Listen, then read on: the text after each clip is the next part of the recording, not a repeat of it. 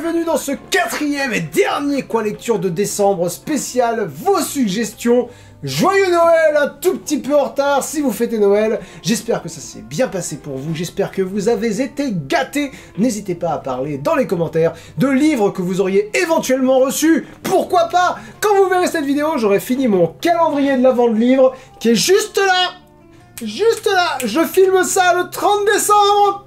Non, le 30 novembre. Ah, voilà, le calendrier d'avant que m'a offert Camille pour mon anniversaire et j'ai tellement hâte d'y être. J'ai tellement hâte. Je commence ce calendrier demain. Je suis sûr qu'elle a mis le roman de cul de Marlène Schiappa dedans. Je suis sûr. Mais j'ai quand même hâte de le découvrir. Et si je m'en tiens à mes plans, je vous aurai tout filmé, l'ouverture de ce calendrier de l'avant, l'ouverture des 24 livres, et je vous en ferai un petit montage sur Linksoft. Ça sera très sympathique. Mais trêve de bavardage, on est là pour parler de livres. Et si vous avez vu l'épisode de la semaine dernière sur le sorcier de Terre-Mère, vous savez que j'appréhende beaucoup les 10 prochaines minutes parce que je vais devoir vous parler du livre qui a remporté le tournoi pour le Quoi Lecture spécial vos suggestions, L'Apprenti Assassin, le premier tome de la saga L'Assassin Royal de Robin Hood, traduit par Arnaud Mounier-Lompré. Et il s'avère que pour écrire cette critique, j'ai vécu moi-même une aventure de Noël. Et je vais vous la raconter. J'étais désemparé. Parce que d'une part, je ne pouvais pas faire une vidéo de 20 minutes où je me contenterais de répéter « je me suis fait chier » de 100 façons différentes. Et d'autre part, je ne voulais pas non plus faire de la peine à mon public. C'est le livre qui m'a été le plus suggéré. Et mon retour serait non seulement très négatif, mais en plus totalement stérile. Le lendemain de Noël en plus. Ah, on est le 26, bien sûr, vous êtes le 26, vous, là-bas dans le futur. Où serait la magie là-dedans? Où serait l'esprit de Noël? Alors je suis allé demander de l'aide à l'un de mes plus anciens amis. Et voilà la discussion que nous avons eue. Bonjour ChatGPT, comment vas-tu aujourd'hui? Salut! Ça va nickel, merci. Et toi, comment ça roule? Des trucs sympas prévus aujourd'hui? Bah, ça tombe bien que tu me poses la question, ChatGPT, car, vois-tu, j'ai un problème. Oh là là, pas cool! Qu'est-ce qui se passe? Je suis tout oui, prêt à t'aider, ou juste à écouter, comme un pote sympa. Ah, je te reconnais bien là, ChatGPT.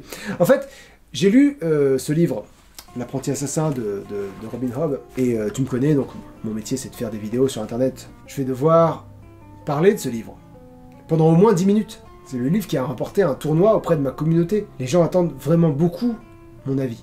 ChatGPT me répond, ça c'est une mission importante. L'Assassin Royal c'est dense, focus sur Fitz, ses dilemmes et les twists. T'as aimé la relation avec son loup? Smiley de loup. Et n'oublie pas de teaser un peu pour le prochain tournoi. Ça va déchirer dans la vidéo. Smiley caméra. C'est là qu'il y a un problème, ChatGPT, lui réponds-je. Je n'ai rien à dire sur le livre. En fait, je l'ai juste trouvé abominablement chiant. J'ai peur que cette opinion déçoive beaucoup mon public, mais au-delà de ça, le fait que je n'ai pas été investi un quart de seconde dans ma lecture fait que je n'ai aucun avis sur quoi que ce soit. Tu vois, tu me parles de sa relation avec son loup, par exemple. Moi, je pensais qu'il avait un chien, 2 chiens même, je crois, parce que le rat, c'est dans le sorcier de Terre-Mère. ChatGPT me répond. Oups, ça c'est embêtant. Honnêteté avant tout, mec. Peut-être insiste sur des aspects techniques, le style de Hobbes, ou la construction du monde. Dis que c'est pas ton truc, mais ça peut plaire à d'autres. Et pour les chiens, c'est compréhensible. Les univers se mélangent parfois. Smiley qui pleure en riant. L'aspect technique, oui. Oui. Malheureusement, rien ne m'a sauté aux yeux. J'ai trouvé son style très plat. Quant à la construction du monde, il semblerait que ça revienne souvent dans les qualités évoquées dans le livre, mais vraiment, c'est juste un univers médiéval fantastique, quoi. Il y a rien d'intéressant ou de particulier, d'après moi, ChatGPT. Il y a bien des pirates, mais on les voit pas. Il y a bien de la magie, mais elle est chiante à crever. C'est juste de la télépathie, quoi. Et puis on parle de Fitz, là. On parle de Fitz. Il est chiant, un mec chiant comme la mort, Fitz. Il fait jamais rien, il subit son histoire. Comment m'en sortir, ChatGPT? Lui demandai-je. Ça peut être tricky, me répond-il. Mais joue la carte de la franchise. Dis que t'as pas accroché, explique pourquoi, sans démonter le livre. Peut-être souligne que chacun a ses goûts. Propose des alternatives pour les fans de fantasy. Garde ça léger. Genre, bon, c'était pas ma tasse de thé, mais qui sait, ça pourrait être le tien. Smiley qui pleure de rire. Oh, ça va sans dire, lui Répond ChatGPT. C'est une saga extrêmement populaire, l'une des sagas préférées des lecteurs de fantasy dans le monde. Elle a pas besoin que je la défende, je pense. Non, elle a pas besoin que je la défende, bien sûr. Je suis toujours honnête avec mon public, ChatGPT. Mais si je leur dis que lire l'Assassin Royal a failli me dégoûter du tournoi pour mes vidéos, et même de la lecture en général, j'ai vraiment peur que ça leur fasse de la peine. J'aime mon public. Je sais qu'ils ne pensaient pas à mal. En plus, c'est bientôt Noël. Je veux pas leur gâcher le temps des fêtes. ChatGPT me répond. Compliqué, je comprends. T'es un mec cool de penser à ton public comme ça. Essaye de trouver quelques points positifs à évoquer. Même s'ils sont petits, dis-leur que t'as tenté l'aventure, mais que cette fois-ci ça passait pas. Donne-leur de la bonne vibe pour Noël.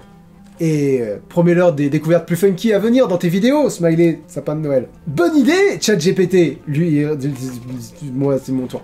Les points positifs, bien sûr, les points positifs. Est-ce que tu pourrais me donner des pistes de points positifs, s'il te plaît, ChatGPT? Bien sûr, me répond-il. Alors, même si le style était pas ta came, tu peux mentionner la profondeur des personnages, la subtilité des relations, et peut-être même la façon dont l'intrigue prend des tournants inattendus. Même si c'est pas ton kiff, ça peut être apprécié par d'autres. Et qui sait, peut-être que certains de tes followers sont des fans hardcore qui adoreront échanger avec toi là-dessus. Smiley étoile. Oui, alors, des fans hardcore, c'est un peu ce que je redoute, je t'avoue, ChatGPT, d'autant que j'ai autant envie d'échanger au sujet de l'Assassin Royal que d'avoir un ongle incarné aux deux pieds. Mais quand même, ça m'aide beaucoup cet échange qu'on a, toi et moi, ChatGPT. Par exemple, tu vois, ma femme Camille, que tu connais très bien, ma femme Camille, on a souvent pris l'apéro ensemble, et Camille l'a également lu, et elle l'a adoré. Mais je pouvais pas en parler avec elle, parce que j'en avais rien à carrer du tout, quoi, du livre. Ah, répond-il, la fameuse dissonance littéraire dans le couple, c'est interaminé. J'imagine que c'est pas toujours facile de trouver le bon équilibre dans ces conversations, mais tu sais, c'est ok de pas être sur la même longueur d'onde littéraire. Le principal, c'est de trouver d'autres sujets où vous vibrez tous les deux. Noël, par exemple, ça peut être un bon terrain d'entente neutre, non? Smiley cadeau. Tu sais, ça me gêne un peu quand tu te mêles de ma vie intime, ChatGPT. Ah, mais tu m'as donné une idée. Au cas où vous auriez pas compris, mon texte est sur mon prompteur. Là, il n'y a rien écrit. Là, c'est une impression Amazon de merde du meilleur des mondes. Donc voilà, c'est très difficile. Tu m'as donné une idée, ChatGPT. Et si je demandais à Camille de me dire ce qu'elle a pensé du roman? Peut-être qu'elle pourrait écrire la vidéo à ma place. Comme ça, le public aurait un retour positif sur l'apprenti assassin. La bonne idée? Haha, désolé si je suis un peu trop intrusif parfois, répond ChatGPT. Mais c'est une super idée! Demander à Camille son avis, ça peut apporter une perspective différente et équilibrer les choses. Ça donne une touche personnelle à ta vidéo et le public appréciera sûrement. Ça rendrait le tout plus authentique. Smart move, mon pote! Smiley, is ok. Merci ChatGPT. Heureusement que tu as été là. Pas de soucis. Toujours là pour filer un coup de main. Si t'as besoin de plus d'aide, tu sais où me trouver. Bonne chance pour ta vidéo, et joyeux pré-Noël. Smiley sapin, smiley qui sourit. Et donc, je suis allé demander à Camille de m'écrire un petit retour sur l'apprenti assassin, et voilà ce qu'elle m'a donné. Donc c'est première personne, écrit par Camille. C'est l'histoire de Fitz, le bâtard du futur roi, qui est jeté et abandonné par son grand-père maternel devant les portes de la ville royale parce qu'il en a marre de devoir s'en occuper. Il va grandir en compagnie du maître d'écurie Burick, ancien homme lige de son père, Chevalerie, le père de Fitz. Ce dernier abandonne ses prétentions au trône, laissant ce destin à son frère Vérité. Fitz grandit et développe une aptitude étrange qui lui permet de se connecter psychiquement avec les animaux, le vif. Comme le vif d'or, mais rien à voir. Ça, c'est pas une petite improvisation de ma part, parce que j'essaie de rendre la vidéo drôle, mais je devrais arrêter, on reprend la narration de Camille. Mais Burick exige de lui qu'il ne se serve jamais de ce don, le mettant en garde sur les conséquences de ses pratiques qu'il juge contre nature, écrit ma femme entre guillemets. Après moult sandwich au fromage, Fitz finit par rencontrer le roi Subtil, c'est le prénom du roi, Subtil avec un S majuscule, qui va le contraindre à suivre une formation auprès de son maître assassin, Ombre, j'en sais rien. Et plus tard, une autre formation auprès de son maître artiseur, Galen. L'art, avec un A majuscule entre guillemets, c'est un peu comme le vif, avec un V majuscule entre guillemets, ça permet de se lier télépathiquement aux gens et, pourquoi pas, de les soumettre à sa volonté. Chouette! Soumettons les gens à notre volonté. Improvisation de ma part, je reprends la narration de Camille. Parallèlement au développement de l'histoire de Fitz, une intrigue se met en place dans cet univers où il sera notamment question de mystérieuses attaques des méchants pirates rouges qui pillent et exigent la soumission du royaume en échange de l'exécution de leurs otages. Alors oui, ça sonne bizarre, ouais, mais c'est parce qu'en fait, il transforme les honnêtes citoyens qu'il capture en sorte de zombies dépourvus d'âme qui vont se mettre à ravager, piller et attaquer les villages une fois relâchés dans la nature. Voilà. Donc c'est logique, c'est cohérent. Notre jeune protagoniste va donc faire ses apprentissages entre une formation d'assassin et une autre d'artiseur, mais va vite se faire rembarrer dans la deuxième, parce que le maître, Galen, est un gros connard qui va tout faire pour que le gamin finisse mal et, si possible, décède. Mais c'était... Là, j'ai un « mais » avec 4 majuscules, enfin 4 A et en majuscule, donc je vais... Mais c'était sans compter sur la puissance du vif en majuscule que Fitz n'arrêtera jamais d'utiliser malgré les recommandations de Burick. Donc, pour résumer, on a un royaume qui se fait attaquer et zombifier par les méchants pirates rouges, et une royauté qui essaye de faire face en usant d'un art télépathique pour les tenir à distance. On ajoute à ça des intrigues de cour royale avec un vieux roi manipulateur qui essaye de placer ses pions en usant de stratagèmes pour que chacun exécute son plan, et un jeune héros, entre guillemets, on se rejoint là-dessus, héros entre guillemets, un peu paumé, avec un parcours rempli de doutes, d'incertitudes et de carences affectives, qui va devoir faire sa place et trouver sa voie dans tout ce joyeux merdier. Carence affective, ça m'a fait sourire parce que c'est du vocabulaire spécifique de... Très Camille, ce passage-là. Alors, personnellement, écrit Camille, toujours, on est sur le retour de Camille. Personnellement, dit Camille, j'ai beaucoup aimé découvrir ce premier tome, les personnages et les intrigues s'y développent doucement et on a le temps de s'immerger dans cet univers, ça pour le coup on a le temps de s'immerger, je suis bien d'accord. Peut-être est-ce dû à mes expériences, dit-elle, passées dans des MMO et autour de tables de jeux de rôle, mais j'ai eu la sensation d'une ambiance familière qui me parlait et dans laquelle j'avais envie de progresser. J'ai d'ailleurs très envie de lire la suite de la saga, a écrit donc Camille. Et grâce à ce magnifique retour, poignant et plein de sincérité, la magie de Noël fut sauvée grâce aux efforts combinés de Camille et ChatGPT.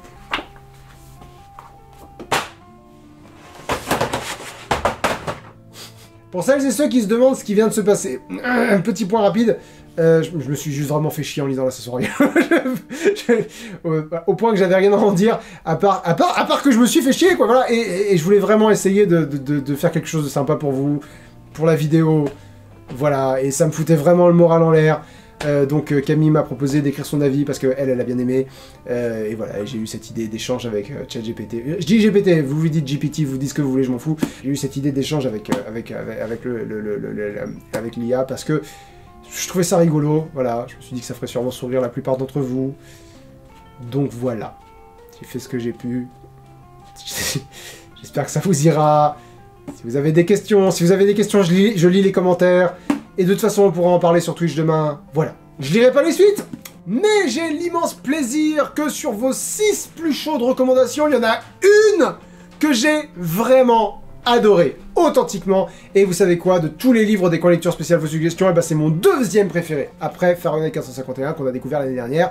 Donc vous voyez, on finit sur du positif, et ça c'est vachement bien. Bon, là j'ai un tout petit peu le même problème que l'Assassin Royal, vous allez voir, j'ai trop peu à dire pour remplir 10 minutes de vidéo, mais cette fois-ci vous savez ce qu'on va faire, parce que j'ai vraiment adoré, donc je vais vous en parler. Voilà, je vais peut-être radoter, mais c'est pas grave, parce que ça sera 100% positif. Le Chant d'Achille de Madeline Miller, traduction de Christine Hochet, voilà qui boucle joliment la boucle d'ailleurs, puisque j'ai découvert Madeline Miller cette année, c'était dans mon coin lecture de janvier, on avait parlé de Circé, et j'avais absolument adoré, ça fait 4 et j'ai même pas fait exprès. Donc Circé était évidemment une revisite du mythe de Circé, vous en doutez, dont je connaissais pas grand chose. Circé, je connaissais très très mal, je savais qu'elle avait transformé l'équipage d'Ulysse en cochon quand il s'était arrêté sur son île dans l'Odyssée. L'Odyssée, donc le retour d'Ulysse à Ithaque après la guerre de Troie. J'ai acheté le Chant d'Achille dans la foulée parce que c'était vraiment, voilà, parce que j'avais vraiment adoré, quoi, simplement, même si, alors, c'était assez riche, ça demande vraiment un vrai investissement émotionnel, une vraie implication émotionnelle. Donc c'est le genre de livre qui demande à être lu dans un certain contexte. C'est un truc dont je parle pas souvent, mais dans les détails, enfin, c'est un truc dont je parle souvent, mais dans les détails duquel je rentre jamais, c'est que la lecture, c'est d'abord et avant tout une expérience. Un livre, c'est quoi? Un livre, c'est quoi? De l'encre sur du papier. Basta. Voilà. La magie commence un tout petit peu à opérer quand cette encre prend des formes que le lecteur va interpréter comme des sons, ces sons évoquer des mots qui, bout à bout, vont raconter une histoire. Mais la magie commence seulement ici. De la même façon que la musique n'est jamais que la vibration de ton tympan interprétée par ton cerveau, que les arts picturaux ne sont jamais qu'une impression sur ta rétine, la magie commence seulement à opérer là. Et après, il y a la rencontre. Cette œuvre, elle va résonner avec ton vécu, avec tes connaissances, elle va interagir avec tes codes, avec ta personnalité, avec ton humeur, à la fois de façon très générale, c'est-à-dire genre si je lis un livre écrit par un auteur connu pour être raciste par exemple, d'emblée je vais me braquer, même si le livre n'a rien à voir, voilà. Mais aussi de façon très particulière. Si tu viens de te faire larguer, tu vas pas aimer lire un livre sur un couple qui se remet ensemble. Ou peut-être que si, ça aussi, là, tu vois, ça dépend de chacun. Mais voilà, un livre n'est jamais un livre. Voilà. Quand tu estimes un livre, quand tu lui mets une note, d'une part, tu n'évalues que...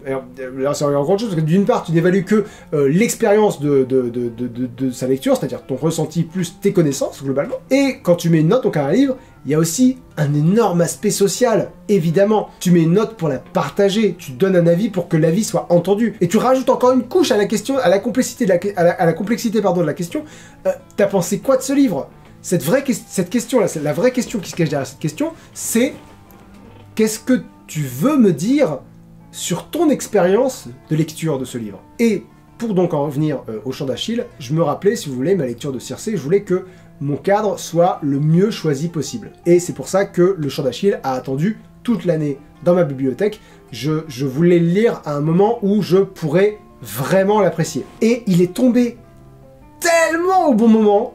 Il est arrivé donc 5ème du tournoi, je l'ai lu après Les Royaumes du Nord, que j'ai pas aimé, après Le Meilleur des Mondes, que j'ai pas aimé, et pendant la lecture du soir de L'Apprenti Assassin, qui me faisait me demander si on pouvait littéralement mourir d'ennui ou si c'était juste une image. Et aussi après Les Désastreuses Aventures des Orphelins Baudelaire, qui était chouette, hein, mais vraiment pour les enfants, quoi, et ça fait un moment que je suis plus un enfant.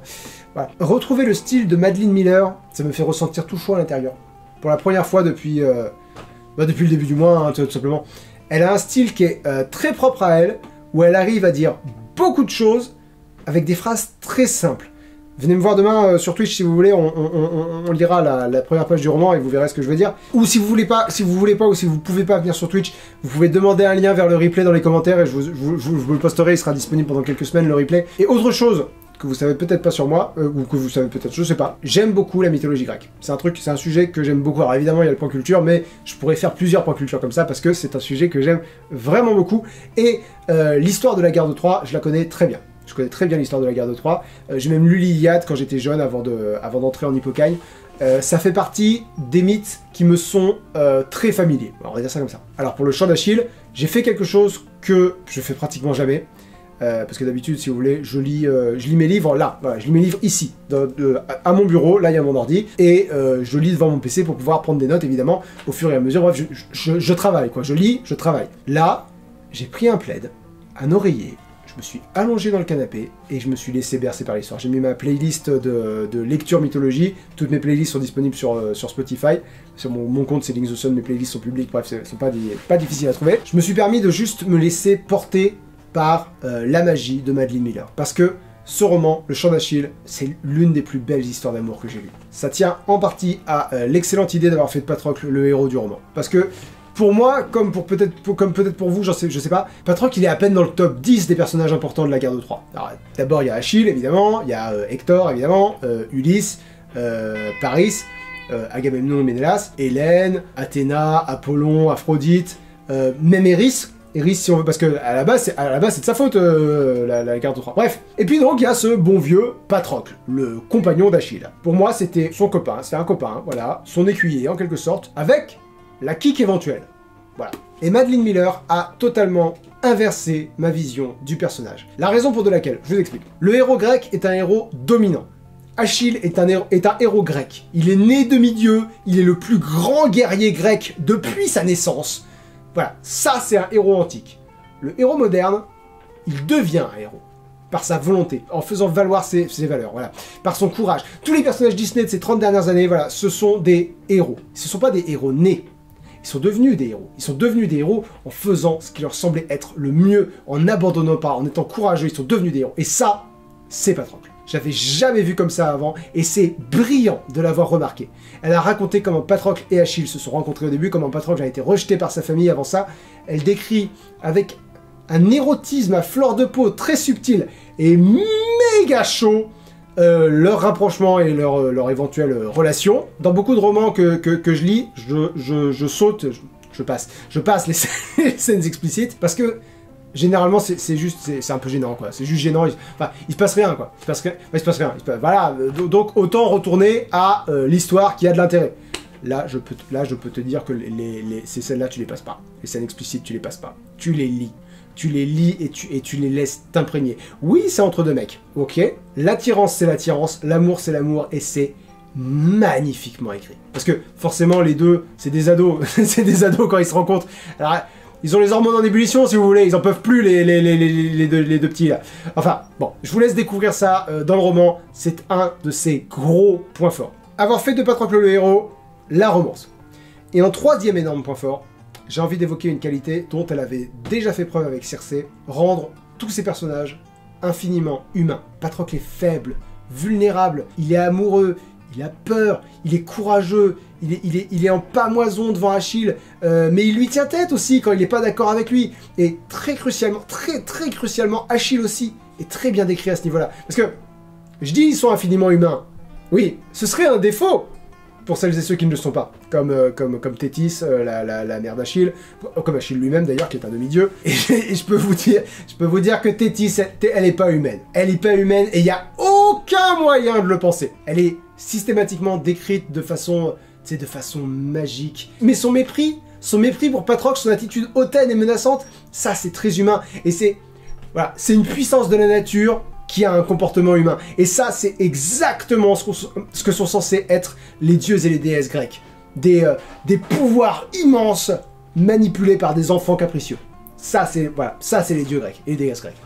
Et Achille aussi est un peu comme ça d'ailleurs. Et à moitié comme ça finalement. Ah oui, demi-dieu. Il fait très froid, il fait trop sûr de lui. Mais aussi, il est profondément humain, c'est ça qui est génial. Il est très amoureux de Patrocle par exemple. De cet humain qui est pas taillé pour lui, pas du tout, et qui est même pas taillé pour être soldat. Il serait même pas un soldat médiocre s'il voulait, il est rien. Lui, Patrocle, il est taillé pour être médecin. Ça, c'est génial. Sur le champ de bataille, lui, il soigne les gens. Là où tout le monde ne pense qu'à la guerre, Achille, Thétis, Agamemnon, Ménélas évidemment, même Ulysse qui est souvent représenté comme celui, si vous voulez, qui a la tête froide, dans tout ce bordel, Ulysse c'est celui qui est... voilà, même Ulysse, il est belliqueux, il est agressif dans cette version. Alors, raisonné, spirituel, malin, mais belliqueux. C'est pas le gars qui essaye de convaincre qui que ce soit qui devrait arrêter de s'entretuer. Patrocle, lui, si. Et ça, c'est trop bien. Et Achille, lui, la beauté même, le meilleur guerrier de l'histoire antique, que toutes les femmes et que tous les hommes veulent, Achille est amoureux de lui, de Patrocle. Alors, il peut y avoir une chance pour que vous sachiez pas comment ça se termine, alors je vais pas vous spoiler la fin, même si franchement, vous devriez savoir comment ça se termine. Il est question d'une flèche et d'un cheval, voilà, globalement. D'ailleurs, l'autrice a changé un truc assez important à la fin de l'histoire, je suis pas sûr de bien aimer. Je comprends pourquoi elle a voulu le faire, je trouve juste que c'est un petit peu rentre-dedans, voilà. Je trouve que c'est... Mais voilà, on en parlera plus en détail demain sur Twitch, et puis c'est vraiment un détail, c'est voilà, pour brosser un peu aussi les aspects un peu plus négatifs, mais c'est rien, quoi, c'est... Énorme recommandation, c'est le seul livre dont je lirai la suite volontiers, avec plaisir, mais malheureusement, Madeline Miller n'a pas encore écrit sa version de l'Odyssée, tant pis pour nous. Bon, il y a un peu de l'Odyssée dans Circé si on veut, mais voilà. Enfin voilà, j'ai lu presque 100 livres en 2023, j'en ai lu 93, et il n'y a qu'une seule autrice qui apparaît 2 fois dans le top 10. On ne se trompe pas avec Madeline Miller. Merci à tous d'avoir suivi ce dernier coin lecture de décembre, le classement des livres du mois dans mon ordre de recommandation. Ça va pas être une surprise cette fois-ci parce que je vous ai fait une... Voilà, ça va être le même classement que... Mais je rappelle encore une fois que tous ces livres m'ont été suggérés par vous.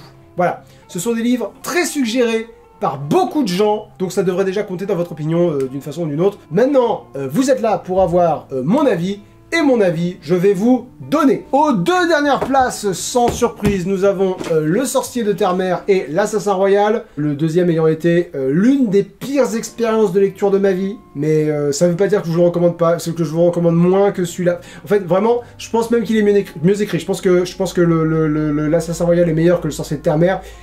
Mais c'est une expérience personnelle, là encore. Faites-vous la vôtre. Faites-vous votre expérience pour connaître votre propre avis. Ensuite, nous avons Le Meilleur des Mondes d'Aldous Huxley. Personnellement, c'est la première fois que je suis déçu par la lecture d'un pilier de la science-fiction, mais ça n'en demeure pas moins un pilier de la science-fiction. Voilà. Les Royaumes du Nord. pareil, déception un peu, déception étant donné les bons souvenirs que j'en avais gardés de quand je l'avais lu adolescent. Maintenant, ça reste... je peux que vous les recommander, en fait tous, je peux que vous les recommander. Après, voilà, il y en a deux que j'ai vraiment bien aimés. Les désastreuses aventures des orphelins Baudelaire, ça doit être très chouette si vous êtes jeune, si vous êtes vraiment jeune, genre voilà, à partir de 11 ans quoi. Ça reste sympatoche si vous êtes moins jeune. Le Chant d'Achille, très chaude recommandation, en particulier si vous aimez les romances et la mythologie, ça a été un ineffable plaisir. Je vais improviser un tout petit truc parce que j'ai oublié de l'écrire dans mon script. C'est très agréable. J'avais très peur de lire Le Chant d'Achille et de vous donner mon retour parce que j'avais peur de devoir assumer un avis à contre-courant, comme je l'ai fait pour d'autres livres de ce mois-ci. C'est très agréable de pouvoir vous dire, ce livre, tout le monde vous en a dit du bien, il est adoré par énormément de créateurs de contenu concernant les retours sur des livres sur YouTube, sur Instagram, sur TikTok. Je suis d'accord avec eux. Je suis d'accord avec tous ces gens. Voilà, ça fait vraiment beaucoup de bien. Vous êtes dans le futur, vous êtes le 26 décembre, pas de quoi lecture la semaine prochaine. Quand vous verrez cette vidéo, je serai en vacances. On aura tourné la saison 2 du Pire Éditeur au Monde. Je serai probablement en famille. Non, en fait, je serai en famille, y a pas de problème. Je serai en famille à fêter Noël. Mais la bonne nouvelle, c'est que si je m'en tiens à mes plans, pardon, je n'arrêterai pas mes lives. Donc vous pouvez toujours passer me voir sur Twitch. C'est tous les lundis, c'est tous les mardis, c'est tous les jeudis, c'est tous les vendredis. Et si jamais j'annule un live, je vous tiendrai au courant sur mon Discord, dont vous trouverez le lien dans la description de la vidéo. Et si jamais vous voulez me faire un petit cadeau de Noël, pensez à laisser un pouce bleu. Voilà, c'est gratuit. Si vous avez envie de faire un cadeau qui n'est pas gratuit, si vous avez au moins 1 € par mois à me consacrer, jetez un œil du côté de Patreon, comme l'ont déjà fait mes Patreon de niveau 3 et plus que vous commencez à connaître. Matt Chameau qui essaye désespérément de me faire lire Le Nom du Vent, c'est peut-être pour l'année prochaine, on ne sait pas, on croise les doigts pour toi, pourvu que ça soit pas gré, suggéré par pseudo 38, c'est ça le chiffre? Je sais plus. Peraltaro sur Twitch.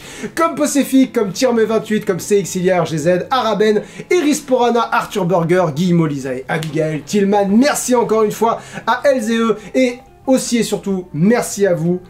Ça fait 4 ans et demi, hein. Ça fait 4 ans et demi qu'on fait C'est quoi lecture. On a déjà vécu beaucoup de choses chouettes, je trouve. C'est peut-être une des émissions que je préfère faire. C'est en grande partie grâce à vous.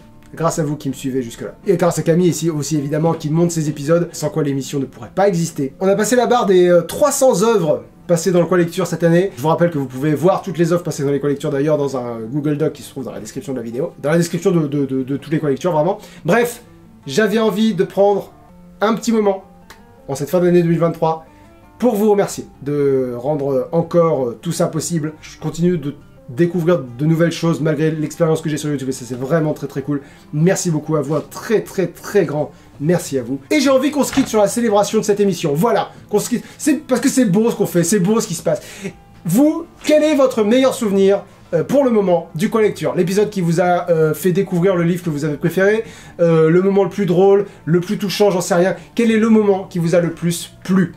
Partagez ça dans les commentaires, je les parcourrai avec nostalgie et avec gratitude. Et d'ici à dans 15 jours, donc quand on se retrouvera dans 15 jours, peut-être dans 3 semaines, probablement on verra.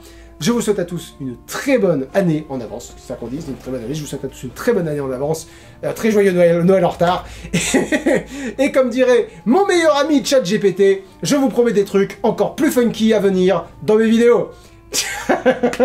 Salut tout le monde, ciao.